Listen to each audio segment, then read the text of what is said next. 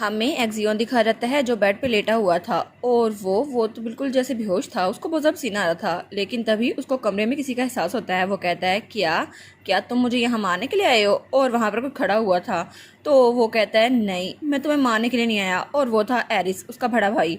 वो कहता है अगर मैं तुम्हें मारना चाहता तो फिर भी मेरी एबिलिटीज काफ़ी नहीं होती, तो तुम इसको पी लो। और तब उसको पानी देता है। वो कहता है वैसे भी तुम बहुत ज़्यादा क्लमजी थे, हालांकि तुमने ये काम अच्छा किया हमारी बहन को बचाने का, लेकिन फिर भी। तो वो कहता है तुम फिक्र ना करो, मैं पानी खुद ही पी लूंगा, तुम मुझे क्यों दे रहे हो? तो उसका भाई कहता है तुम तो बहुत ज़्यादा लकी थे ना कि डार्क एनर्जी के एक्सप्लोजन में तुम शामिल ही हुए, वरना तुम सच में मर जाते। तो हमारा एक्सियन कहता है ये तो बकवास है, मैं इतना भी मेच्योर नहीं हूँ और मुझे पता है मैं उस वक्त ये नहीं कर सकता था, क्योंकि अगर मैं ये करता तो मैं और लुटिशिया दोनों मर जाते, और उस वक्त मैं ये करने की हालत में नहीं था। वो कहता है हाँ हाँ, मैंने सुना था लुटिशिया तुम्हें ढूंढ रही है, तुम उसे देखना चाहोगे? वो बहुत ज़्यादा सैड है। तो तभी वो ग्लास फेंक देता है। वो कहता है बस करो, तुम भी चले जाओ, अपनी बहन की बातें करते रहते हो हर वक्त। वो कहता है ये तो फैसिनेटिंग है ना कि तुम जैसे बच्चे ने ओपन अप होने का फैसला किया, क्योंकि पहले तो तुमने कभी किसी को नहीं बचाया। तो वो कहता है नहीं नहीं, ऐसी कोई बात नहीं है। तो तब एरिस उसके माथे पर हाथ रखता है और कहता है ऑल राइट। तो वो कहता है क्या तुम क्या कर रहे हो? और तब वो अपना डार्क ऑरा यूज करता है। वो कहता है डेप्लीटेड मैजिकल एनर्जी तुम्हें फिलअप कर देगी और तुम्हारी तबीयत बिल्कुल ठीक हो जाएगी, क्या इससे तुम रिकवर हो जाओगे? तो वो कहता है हाँ, लेकिन तुम मेरी हेल्प क्यों कर रहे हो? तो तब वो स्माइल करता है और तब वो कहता है क्योंकि तुम मेरे छोटे अडोरेबल भाई हो ना, तो नेचुरली तुम्हारी हेल्प करूँ। वो कहता है नॉनसेंस, चले जाओ यहाँ से, मुझे तुमसे बात करनी। तो वो कहता है ठीक है, अपने कमरे को लॉक ना रखो, वरना कोई भी तुमसे मिलने आएगा तो दूर से चला जाएगा। तो वो कहता है अच्छा अच्छा, और फिर जाते हुए कहता है लुटिशिया तुम्हें बहुत ज़्यादा मिस कर रही है, तो एक बार उससे मिल लेना। तो एक्सियन कहता है ये तो बहुत ज़्यादा अनोइंग है, लेकिन तब वो अपने हाथों को देखता है और कहता है मैं बहुत ज़्यादा अपसेट था, लेकिन फिर भी अब उसकी वजह से मैं रिकवर हो गया हूँ। और तब उसे लगता है जब उसने कहा था लुटिशिया तुम्हें बहुत ज़्यादा मिस कर रही है, तो वो कहता है क्या मुझे उससे मिलना चाहिए? और तब वो बेड से नीचे उतरता है और खिड़की के पास आता है। बाहर पूरा दिन चढ़ा हुआ था। तो तब वहां पर देखते हैं तो लुटिशिया नीचे खेल रही थी, और जब वो उसको देखता है तो हमारी लुटिशिया भी इसको देख लेती है और तब वो उसकी तरफ हाई करती है, लेकिन वो सोचता है कितनी इग्नोरेंट है ना ये, इसको पता है मैं इससे कुछ करना चाहता हूँ, वो भी मुझे मिस करी होगी तो हमें मिलना चाहिए। लेकिन लुटिशिया बहुत ज़्यादा स्माइल कर रही थी और उसके शूज की बिप बिप की आवाज़ वहां तक आ रही थी। वो सोचता है ये तो ऑब्वियस है ना कि वो मुझसे मिलना चाहती है, लेकिन जब वहां पहुंचता है वो सोचता है उसने तो मुझे देखा था ना वैसे जब मैंने अपनी पावर यूज करी थी, तो क्या वो मुझसे डरी नहीं होगी? लेकिन वो डार्कनेस तो किसी को भी पागल करने के लिए तैयार है, तो ये भी डर गई होगी। मुझे पता है ये बिल्कुल कॉटन बॉल की तरह वीक है, लेकिन क्या सच में ये मुझसे डरती भी है या नहीं? तो तब वो कहती है जियोन क्या हुआ तुम्हें? तो वो सोचता है आखिर मैं क्या सोच रहा था, आखिर मुझे किस बात का डर लग रहा है। तब वो अपना डार्क ऑरा यूज करता है। वो कहता है इससे फर्क क्या पड़ता है कि वो डार्क एनर्जी पे कैसा रिएक्ट करती है। और तब वो अपना डार्क ऑरा उसकी तरफ भेज रहा था। तो वो सोचता है मुझे फर्क नहीं पड़ता चाहे ये मरी क्यों ना जाए। लेकिन तभी वहां पर खून के निशान थे। वो कहता है क्या?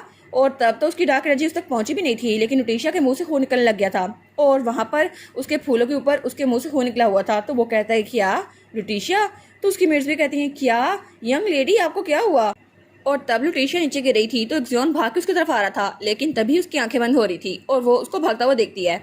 वो सोचती है नहीं, उसे पैनिक करने की जरूरत नहीं है, वैसे भी मैं हर्ट नहीं हूँ, ये सब तो मेरी एबिलिटी की वजह से हुआ है। और तब हमें स्टोरी पास करके दिखाई जाती है कि असल में ये तो वो एबिलिटी जो मैंने चूज की थी। ये एबिलिटी थी एक ऐसी हीरोइन के बारे में जो कि टर्मिनल इल थी, और उसकी एबिलिटी की वजह से जो लोग उससे प्यार करते थे उसकी वजह से उसकी इम्यूनिटी ठीक हो रहती थी। और मैंने ये एबिलिटी चूज तो की, लेकिन इसकी रैपो की वजह से अगर कोई मेरे पास आया और वो मुझे बहुत ज्यादा पसंद करता हो तो बैड एनर्जी मुझसे दूर हो जाएगी, लेकिन उसकी वजह से मैं थोड़ी सी पागल हो जाऊंगी। वो सोचती है क्या आखिर तुम डेविल, तुमने मुझे यही एबिलिटी देनी थी और इससे तो मेरा ब्लड प्रेशर हाई हो रहा है, आखिर मैं छोटी सी बच्ची हूँ। लेकिन वहां पर आया था फिक्र ना करें, ऐसा नहीं है कि आप भी टर्मिनल इल हो जाएंगी, प्लीज आप हेल्दी रहिए माई रीडर। तो वो कहती है एनीवेज ठीक है, प्रेजेंट में वापस आते हैं। और तब एक जियोन उसके पास था। वो कहता है ओए तुम ठीक तो हो ना? लेकिन वो उठती नहीं है, लेकिन उसके मुंह से हल्का सा खून निकल रहा था। वो सोचती है मेरी इम्यूनिटी तो और अच्छी हो गई, इससे बस मैं थोड़ी देर के लिए बेहोश होंगी, लेकिन मुझे तो बिल्कुल भी थकन महसूस नहीं हो रही और शायद इसकी वजह से मेरे उसके साथ ताल्लुकात भी ठीक हो जाएंगे। तो तब वो अपना हाथ बढ़ाती है और कहती है एक्सियोन तुम फिक्र ना करो, मैं बिल्कुल ठीक हूँ। और फिर से उसकी आंखें बंद हो गई थी और तभी उसका हाथ नीचे गिर जाता है। तो वो बहुत ज़्यादा डर गया था। वो कहता है क्या लुटिशिया तुम? और तब उसे कहता है प्लीज उठ जाओ लुटिशिया। लेकिन लुटिशिया सोचती है अब तो ये रोएगा, लेकिन चलो अच्छा है, कम से कम इसको एहसास तो होगा ना मैं इसको कितनी ज़्यादा अजीज हूँ। और तब सीन चल रहता है और हमें लुटिशिया का कमरा दिखा रहता है जब वो आराम से बेड पे सोई हुई थी और ड्यूक इसके पास बैठा था। और तब वहाँ बैठ कर लुटिशिया को देखी जा रहा था और वो सोचता है मैंने कभी इमेजिन नहीं किया था कि उसकी हेल्थ इतनी ज़्यादा बुरी हो जाएगी। और सारे डॉक्टर्स और फिजिशियन को बुलाया था मैंने, और सबने कहा था कि वो बिल्कुल हेल्दी है, बस थोड़ी देर के लिए बेहोश हुई है, और वो फेरथन फैमिली की एक मेंबर है, इसलिए डार्क एनर्जी उसको कुछ नहीं बिगाड़ सकती।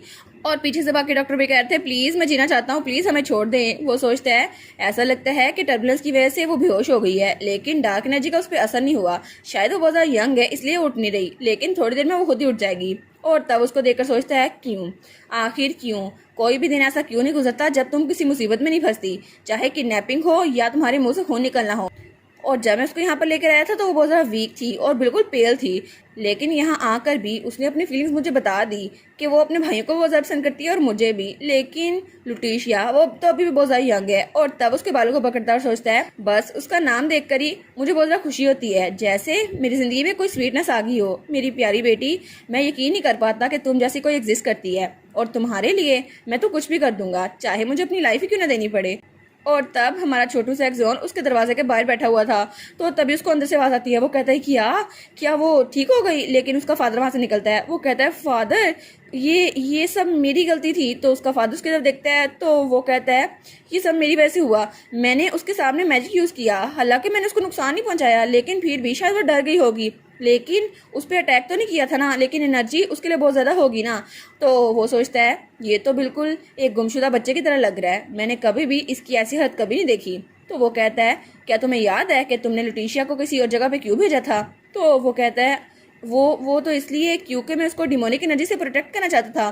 तो उसका डैड कहता है हाँ बिल्कुल, और जब लुटीशिया को मैंने तुम्हारे अंकल के पास दिया था वो भी सिर्फ इसलिए दिया था कि वो वहाँ पर सेफ रहे, लेकिन अब मैं यहाँ पर हूँ तो उसको कोई भी चीज़ हर्ट नहीं कर सकती, तुम भी नहीं। तो वो कहता है लेकिन मेरी वजह से वो बेहोश हो गई। तो ड्यूक कहता है ये तुमने जानबूझ के किया है ना? तो वो कहता है क्या? और वो सोचता है ये सब कुछ तो मैंने सिर्फ इसलिए किया था ताकि मैं उसे टेस्ट कर सकूं, और जब मैंने अपना डार्क ऑर्डर यूज़ किया तो मैं उस पर ट्रस्ट करना चाहता था, क्योंकि जब उसको किडनैप करने की कोशिश की गई तो वो मेरे गले लग गई और मुझे थोड़ी सी अजीब फीलिंग महसूस हुई, लेकिन शायद मैं उसको टेस्ट करना चाहता था, और मैं बहुत ज़रा कमज़ोर था और बहुत ज़रा बुज़दिल भी, और मुझे डर था कि अगर मैं उसे पसंद करूँगा तो वो भी मर जाएगी बिल्कुल मॉम की तरह, लेकिन मुझे हर्ट होने से बहुत ज़्यादा नफरत है इसलिए मैंने उसे हर्ट किया। असल में मुझे तो उसका बहुत ज़्यादा शौक था, वो तो मेरी बहन है ना। लेकिन तभी अपने दिल को पकड़ लेता है और तब वो रोने वाला हो गया था। तो ड्यूक उसकी तरफ देखता है और वो जाते हुए कहता है ठीक है एक्सियोन, तुम लुटीशिया को प्रोटेक्ट करो। तो वो कहता है क्या मैं प्रोटेक्ट करूं? लेकिन क्या ये ठीक रहेगा? लेकिन मैं तो कर ही नहीं सकता ना, वैसे भी मैं उसके इर्द गिर्द होता हूँ तो उसकी हालत खराब हो जाती है। तो ड्यूक कहता है कितनी एरोगेंट है ना तुम, तुम्हें लगता है कि मैं अपनी डॉटर को प्रोटेक्ट नहीं कर सकता, हालांकि तुम्हारी एनर्जी भी हो फिर भी। तो वो उसको देखता है तो वो सोचता है क्या सच में आप चाहते हैं मैं लुटीशिया के साथ रहूं? वो कहता है नहीं, मेरा ये मतलब नहीं था, मैं उसके पास जा रहा हूँ। और तब दरवाजे के आगे खड़ा हो गया था। वो सोचता है क्या मुझे अंदर जाना चाहिए, लेकिन तभी वो अपनी आंखें बंद करता है और कहता है ठीक है मैं ये करूँगा, वो मेरी भी बहन है, मुझे उसको प्रोटेक्ट करना ही होगा। और तब वो हैंडल पे हाथ रखता है और कहता है बस ये अजीब सी फीलिंग मुझे क्यों महसूस हो रही है। और ड्यूक उसे दूर से देख रहा था और तब वो मुड़ते हुए सोचता है मुझे लगता है कि ये अपनी बहन के साथ अच्छा रहेगा। और तब वो कमरे में पहुंच गया था और लुटीशिया को देखता है जो अभी तक सो रही थी, और तब वो उसके चेहरे पे हाथ रखता है तो लुटीशिया थोड़ी सी करवट देती है। वो कहता है हे अगर तुम मर गई तो मैं तुम्हें जान से मार डालूंगा, लेकिन मैं तुम्हें मार नहीं सकता, प्लीज़ अपनी आंखें खोलो, मेरी गलती थी। और तब वो कहता है मैं भी तुम्हारे क्लोज होना चाहता था इसीलिए। तो हमारी हीरोइन उसको आवाज़ आती है, वो सोचती है ऑर्गन तो स्ट्रॉन्ग हो जाएंगे ना अगर मैं थोड़ी देर बेहोश रही, लेकिन मेरी पावर तो काम आ जाएगी।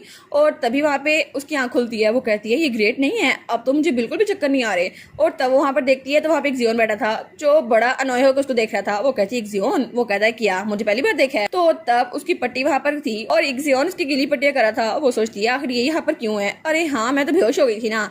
लेकिन वो कहती है जियोन क्या तुम मेरी देखभाल कर रहे थे? वो कहता है हाँ क्योंकि तुम बहुत ज़्यादा वीक हो ना। और तब वो सोचती है मुझे तो बुखार है ही नहीं। और तब वो अपनी चादर ऊपर करती है, वो कहती है मुझे तो बहुत ज़्यादा टिकलिश फील हो रहा है। और फिर वो अपने भाई को देखती है और सोचती है मुझे लगा था वो बहुत ज़्यादा बुरा है कि उसने मुझ पर हमला किया, लेकिन एक जियोन ऐसा लगता है कि उसकी लाइफ भी बहुत ज़्यादा मुश्किल रही होगी और शायद वो जानता था कि वो मुझे हर्ट करने वाला है इसलिए। तो वो कहती है एक जियोन मैं बहुत ज़्यादा अकेली थी बहुत लंबे अरसे तक और मुझे किसी और की ज़रूरत थी और मैं चाहती थी कोई मेरी साइड पर रहे, और इसलिए मैं रोज़ प्रे किया करती थी प्लीज़ मेरे पास एक फैमिली हो। इसलिए जब तुम यहाँ पर आए तो मुझे लगा मेरी लोनलीनेस ख़त्म हो गई है, लेकिन नहीं। वो उठते हुए कहती है तुम्हारे साथ रहना और तुम्हारे साथ खेलना मुझे बहुत ज़्यादा स्ट्रॉन्ग बनाता है, इसलिए मैं अपनी ज़िंदगी में वार्मथ और हैप्पीनेस तुम्हारी वजह से महसूस करती हूँ। और इक्सियोन, उसको भी किसी ऐसे की ज़रूरत थी जो उसके साथ रहे, जिस पे वो रिलाई कर सके। तो वो कहती है इक्सियोन, तो वो कहता है क्या, अब क्या? वो कहती है मैं चाहती हूँ तुम मेरे साइड पर हो। वो कहता है क्या? वो कहती है हाँ, क्या तुम मेरे भाई बन सकते हो? तो वो उसकी तरफ देखता है और फिर वो कुछ सोचता है। वो कहता है लेकिन तुम तो एक वीकलिंग हो। तो तब वो कहती है क्या, ये मुझसे दोस्ती नहीं करने वाला? तो फिर वो कहता है क्योंकि तुम इतनी ज़्यादा वीक हो इसलिए अब से मैं तुम्हें प्रोटेक्ट करूंगा। तो वो कहती है क्या, और वो उसका हाथ पकड़ लेता है। वो कहता है क्योंकि मैं तुम्हारा भाई हूं ना। और वो थोड़ा एम्बेरस भी हो रहा था और तभी नोटिफिकेशन आती है रोलिंग दी फैमिली फर्स्ट कंप्लीट हो गई है, आपको रिवार्ड के तौर पर 3000 कैश मिल जाता है। वो कहती है वाओ एक्सियोन टारगेट, वो तो मेरी बात मान गया ना। और एक्सियोन कहता है ठीक है अब मैं तुम्हारे साथ अच्छे से रहूंगा। और तभी नोटिफिकेशन आती है एक्सियोन पे आपकी इन्फ्लुएंस बढ़ गई है, इसकी वजह से आपका फ्यूचर चेंज हो सकता है, आप अच्छे से रह सकती हैं। तो वो सोचती है एक्सियोन ने मुझे फैमिली मेंबर के तौर पर मान लिया। और फिर वहाँ पे एक नोटिफिकेशन आई थी कॉन्ग्रेचुलेशन, आपका लेवल अप हो गया है। वो बहुत ज़्यादा स्माइल करती है। वो कहती है फाइनली हम लोग फाइनली फैमिली बन गए। तो तब वो कहती है एक्सियोन चलो ना साथ में सोते हैं। वो कहता है क्या, लेकिन क्यों? वो कहती है तुम्हें नहीं पता बड़े बहन भाइयों को छोटे बहन भाई को सुलाना होता है, ये तुम्हारा काम है। वो कहता है अच्छा ठीक है। और तब वो भी बेड पे लेट गया था। तो तब वो कहती है एक्सियोन मेरे सर पे थपकी दो। वो कहता है क्या? और तब वो हाथ बढ़ाता है और उसके सर पे थपकी देने लगता है। तो वो कहती है ये सच में ये कर रहा है, मैं तो मजाक कर रही थी। लेकिन उससे कहती है आप जरा अपने हाथ उठाओ और 3 बार क्लैपिंग करो, इससे मुझे नींद आ जाएगी। वो कहता है तुम मरना चाहती हो, ऐसा कुछ नहीं होने वाला। वो सोचती है लगता है इसने मेरी बात नहीं मानी, इसको पता है ये सब कुछ झूठ था। वो कहती है अच्छा गुड नाइट एक्सियोन। तो एक्सियोन उसको देखता है और तब वो भी स्माइल करके सो जाता है। वो कहता है गुड नाइट, कल तुमसे मुलाकात होगी। और दोनों आराम से वहां सो रहे थे। तो फाइनली दोनों बहन भाइयों की आपस में रंजिश खत्म हुई और दोनों अच्छे दोस्त बन गए। फाइनली इनकी फैमिली अब तो हैप्पी बनने वाली है ना। और जिस बहन भाई के साथ सबसे ज्यादा लड़ाई हो ना, दोस्ती भी सबसे ज्यादा उसी की होती है और फिर सबसे ज्यादा करीबी हम उसी के होते हैं। आप लोग अपने बहन भाइयों में सबसे ज्यादा करीब किसके हैं मुझे बताइएगा कमेंट सेक्शन में। और इसी के साथ ये वाला पार्ट यहीं पर ख़त्म। तो आप लोग बताइएगा आप लोग को ये पार्ट कैसा लगा, और वीडियो को लाइक और चैनल को सब्सक्राइब लाजमी कीजिएगा। बाकी वीडियोस का लिंक भी स्क्रीन पर नज़र आ रहा होगा, तो काइंडली उनको भी चेकआउट कर ले। और thank you so much for watching my videos. Stay safe, bye bye.